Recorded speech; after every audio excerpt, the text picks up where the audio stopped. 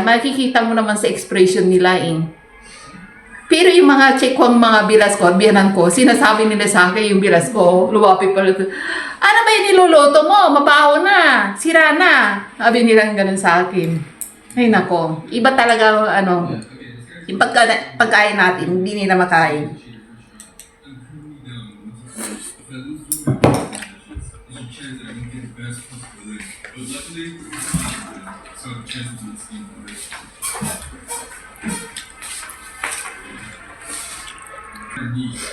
Ayan.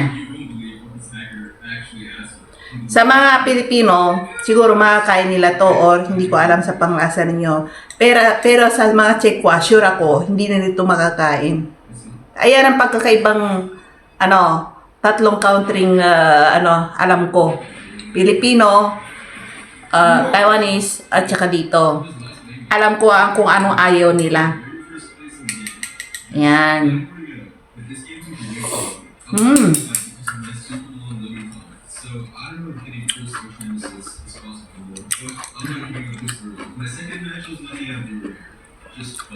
Nangalahati na ako. Puro sabaw na lang. Sabaw niya maasim na matamis-tamis. Ang ginagawa na sa ako, yung sabaw niya, iniinom niya. Sarap na sarap siya.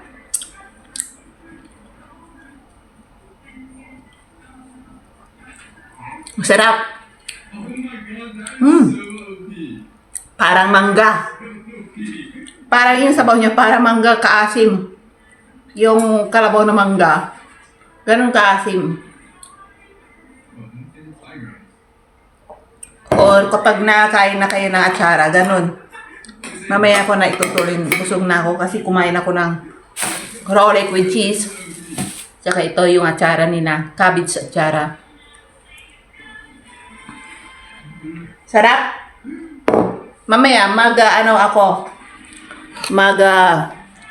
piniprepare ko to baboy. Mahigit 1 kilo yan. Ibababad ko, ipo-pork chop ko para sa anak ko. Tapos ilalagay ko sa refrigerator. Pag nagugutom sila, dahan-dahan kong lutuin. I-slicein ko mamaya. Matigas pa ngayon eh. Mamaya ko nalutuin.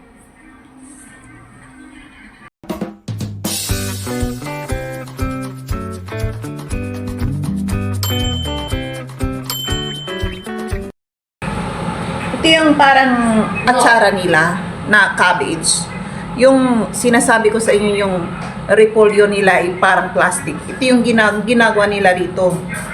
Pero kapag ang repolyo na igigisa nyo lang yung repolyo nila na fresh, na super tigas, parang plastic.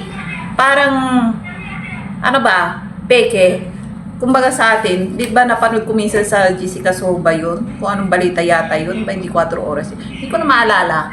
Sabi nila may repolyo raw na parang plastic. Hindi ko na maalala. Mag-research ulit ako. Dito sa kanila, yung repolyo nila parang plastic.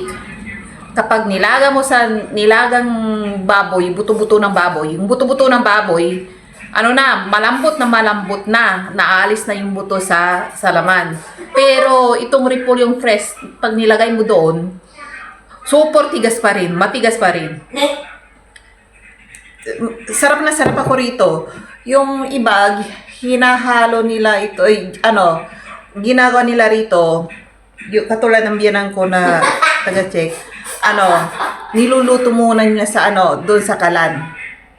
Tapos pinapalambot. Tapos hindi ko alam kung ano yung hinahalo niya. Hinahaloan pa niya ng napakaraming sibuyas. Tapos hinahalo pa. Hindi ko alam kung paano ang pagluluto niya. Nakita ko minsan yun, niluluto pa niya to with sibuyas. Pero sabi ng asawa ko, wag na, sabi niya gano'n, mas masarap ang ganitong fresh, parang atsara, masarap. Sabi niya, kahit na lagyan mo lang ng fresh na sibuyas, ito lang kainin mo, napakasarap na. Tikman natin. Ito kung minsan parang kimchi style, ganito lang kainin mo, okay na. Ay, hindi ko mabuksan. Saan yung pambukas ko? Nawala na yung pambukas ko. Ayan. Ito, binubuksan ko kuminsan kasi super lock eh. Ayan. Ito lang. Parang papaya atsara. Ganun din. Kaya, ipapakita ko sa inyo kung paano kumain ito. Ang ginagawa nila, hinahalo nila to sa parang yung siopaw na dumplings nila, yung walang palaman na tinapay, yung siopaw or mando sabi sa Chinese. Yung walang palaman na mga ano. Tapos, kuminsan, may nabibili to, paborito ko to sa restaurant. Ito, yung bang malambot na niluluto, yung sabi ko sa inyo, niluluto muna, nilalagyan ng sibuyas. Tapos, yung kapartner niya is dumpling. Dumpling na, ano, mando, ganun ba yun? Or with baboy, parang inadobo style, or pinaksiw na baboy. Ganun yung masarap yun. Yun ang paborito kong orderin sa grocery supermarket or sa restaurant nila. Sa Globos.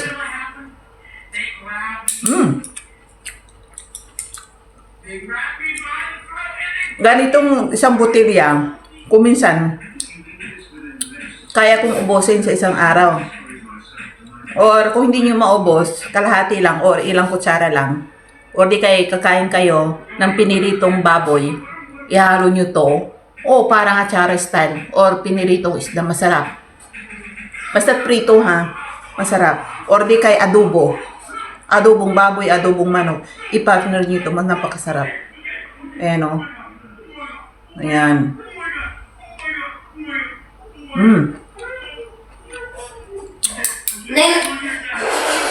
May pagkaasim-asim ito. Parang atsara style, yung maasim style, matamis. Ganon. Masarap to. Ito ang, sa lahat ng grocery, makakabili ka nito.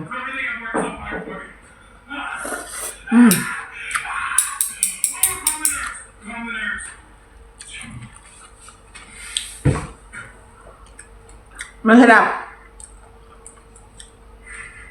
Pero nung nandito yung mga anak kong mga Tsekwa, pinakatikim ko to sa kanila, ayaw nila. Hindi nila type. Kasi ayaw nila yung maasim eh. Kahit na yung, yung nag-adobo ako sa Taiwan, nung pinatikim ko yung mga bilas ko doon. Ayaw nila yung adobo sa Pilipinas. Sabi nila maasim, sabi nilang ganun. Ayaw nila. Kasi ang kinakain nila, humba. I'm talking here. Can you please quiet? Yung humba, kahit sa palengke makakabili ka, mahal nga lang. Ayun naman kinakain nila. Pero kapag nagluto ka ng adobo para sa kanila, adobong baboy or adobong manok, ayaw nilang kainin. Kasi ilang beses na akong nagluluto doon para sa kanila. Yung biyanan ko minsan dati, kasi ang asawa ko dati is Tsekwa, divorce na kami. Tapos nag-asawa ulit ako ng Czech. Ayun, yung dating biyanan ko, tsaka yung mga bayaw ko, bilas ko, yung mga anak nila, ayaw nila ng adobo. Kaya kung may mga bisita kayong mga Tsekwa, wag na wag nyo isa-serve sa kanila yung adobo. I-serve nyo sa kanila, yung humba, yun ang paborito nila. Kahit sa kasalan, yan ang paborito nila.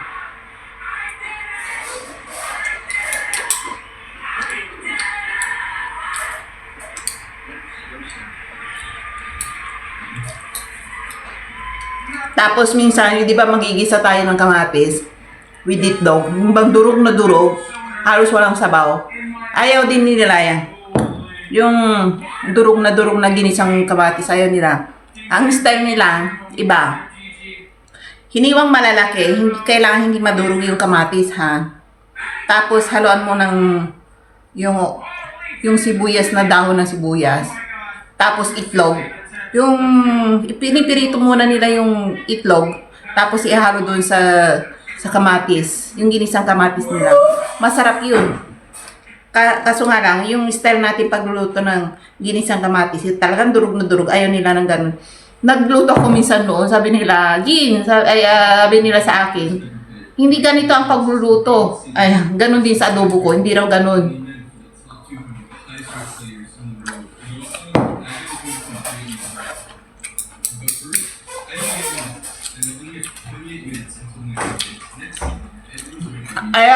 Ayaw din nila yung mga pinakbal. Ayaw din nila.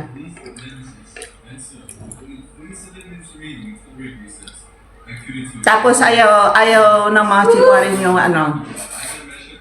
nilagang or sinigang. Nilagang naglalaga rin sila, may sinabawan sila. Kaso nga na, ang style nila iba. Halimbawa, nilagang buto-buto with cucumber. Yun lang ang halo. Huwag kang maghalo ng marami. Ayaw nila. Or di kaya yung sinigang, hindi mo sila mapapakain yan. Mga adobo, hindi mo sila mapapakain. Sabi nila, ang asim. Ayan nila. Pero yung mga anak kong chiko, sinanay ko ang mga yun na Filipino food. Katulad nito, taga-Czech. Na kumakain sila. Pati yung minsan, nagdala ako sa Taiwan ng tuyo. Nagbakasyon minsan ako sa Pilipinas. Nagdala ako ng tuyo. Habi lahat ng mga biyanan ko, bilas ko. Tapos yung mga kapitbahay ko, ano ba yung niluluto? Napakabaho. Sabi nila, sira na yata. Sabi nila gano'n sa akin, yung tuyo. Uy, nagluto pa ako ng alamang. Sabi niya, ano ba yung niluluto mo? Sabi nila sa akin. Ay, mabaho na. Ay, itapon mo na. Sabi nila, sira na. Sabi nila gano'n sa akin. Kaya, tuyo, wag nyo ipapakain sa kanila or di kay magluluto sa loob ng bahay kapag may nandun mga bilas ninyo, biyanan ninyo, o ayaw nila ng amoy. Super. Kaya dito sa Czech, ayaw din nila. Minsan, yung biyanan kong babae rito, kasi minsan bagong salta ako, nakitira muna kami doon ng 2 buwan or 3 buwan. Bago kami nagsarili ng asawa ko. Pag nagbabad ako ng piniritong, pork chop, binabad ko sa suka, toyo, bawang. Gutom na ako. Akala ko gusto nila yun. Nagprito ako. Nahiya tuloy ako kasi simbiyanan ko. Sabi niya ganyan, hindi ko alam kung nag-uusap sila ng anak niya. Katapos nila nag-uusap ng asawa ko, yung biyanan ko, binuksan niya yung bintana, nasusuka pa. Abi ko, kaya nahiya na akong minsan. Kaya mula noon, hindi na ako nag-pork chop sa bahay niya. Kasi ayaw nila ng amoy. Amoy ng yung pork chop. Ayaw nila. Ang baho raw. Talagang, tapos, binuksan niya yung bintana, nahiya sigurong magsabi sa akin, sinasabi niya doon sa anak niya. Ay, yung asawa ko siguro, bagong salta rin ako, nahiya rin na magsabi sa akin. Kaya hanggang ginawa nilang mag-ina, binuksan nila yung bintana. Tapos yung biyanan ko na babae, naninigarilyo pa yun Sabi, sigarilyo na sigarilyo alam ko na yung niluluto, dahil sa niluluto kong pork chop na pinipirito ko, ang baho raw. Kahit hindi ko naintindihan, makikita mo naman sa expression nila Pero yung mga chekwang mga bilas ko, biyanan ko, sinasabi nila sa akin yung bilas ko, luwapi pa rin. Ano ba yung niluluto mo? Mabaho na, sira na. Sabi nila ganun sa akin. Ay nako, iba talaga yung pagkain natin, hindi nila makain.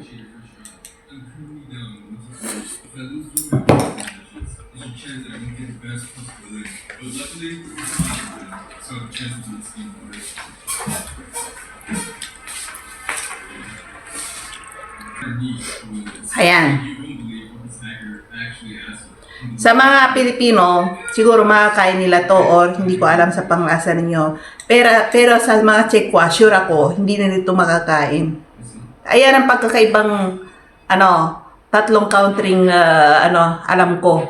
Pilipino, Taiwanese, at saka dito. Alam ko kung anong ayaw nila. Ayan.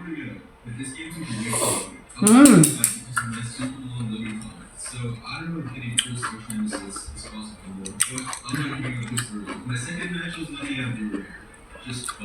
Nangangalahati na ako. Puro sabaw na lang. Mm. Sabaw niya maasim na matamis-tamis. Ang ginagawa na sa ako, yung sabaw niya, iniinom niya. Sarap na sarap siya.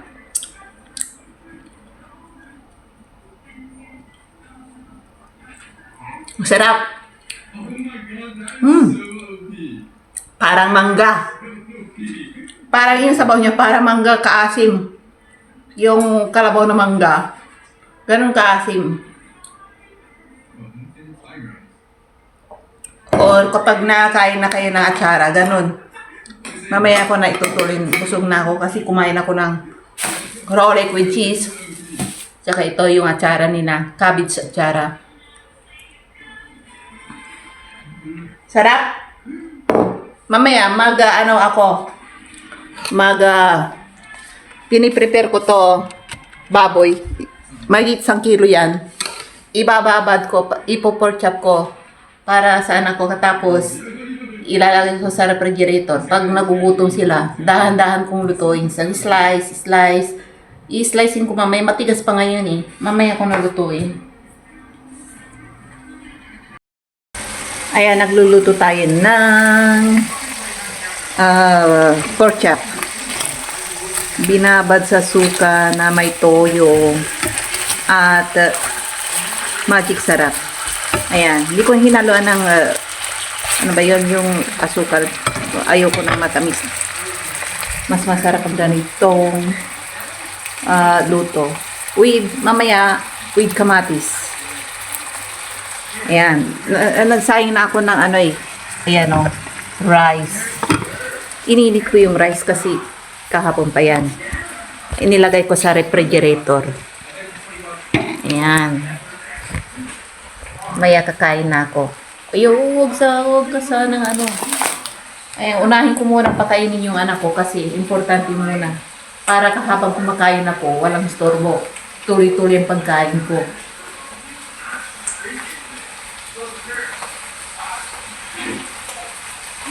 Ay, maya ay magbibig ako. Pork chop. Patuya ko. Gugutom na raw.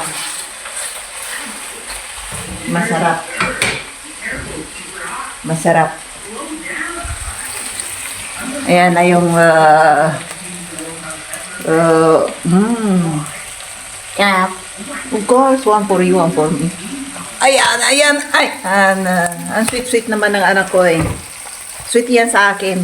Pwera lang kapag natatalo yan sa Roblox. Ayan, nagsisigaw yan. Hindi pwedeng istorbohin yan kapag naglalaro ng Roblox. Naninigaw. Kahit na yung tatay niya, sinisigawan niya eh. Nakakatakot yan kapag natatalo sa Roblox. Naninigaw. Nakakaasar. Maasar ka kapag naninigaw na eh. Kaya diyan kami nag-aaway. Pero kapag hindi naman yan hindi naglalaro, nunood lang, okay lang. Yung sweet niya. Kaya asar na asar ako sa Roblox na yan.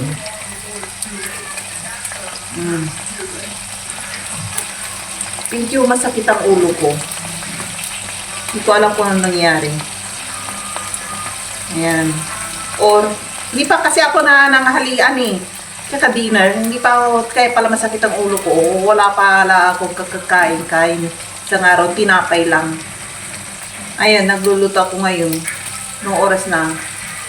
Mag-alas 6 na yata ng hapon. Ayun, wala pa akong tanghalian. Ayun na po. Na nga ako. Unahin ko na yung anak ko, pakainin ko. Nagugutom na rin ako.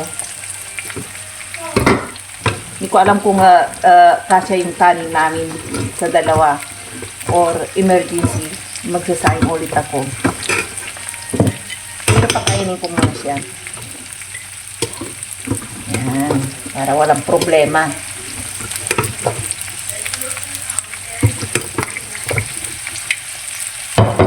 Yan. Yung Yan. Mag-ano ako with the Ah, sarap na sarap siya sa ano eh, sa ano ba to, ano, kamatis. Gustong gusto niya. Paborito niya yung kamatis. Ganyan lang kami. Ayan. Kapag may kamatis, solve na yan. Ayan. Kamatis is like para sa kanya. Kinakain nga niya na ito eh. Ganito lang. Kahit na with the French, toast bread, okay lang yan. Tapos, lagyan mo ng asin.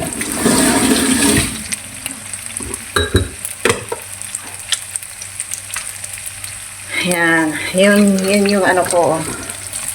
Pork chop. Magiging brown na. Masarap kapag brown na to. Yan ang masarap. Ay, ibibigay ko na sa kanya. Para wala ng problema. Makakain na rin ako.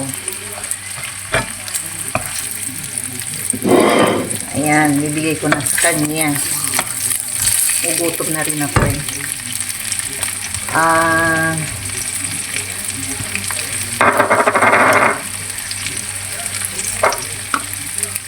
Yan.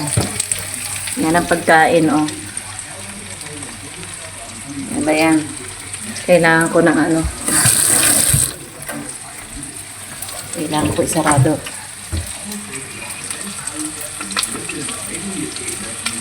Yan. Sana napicturan ko.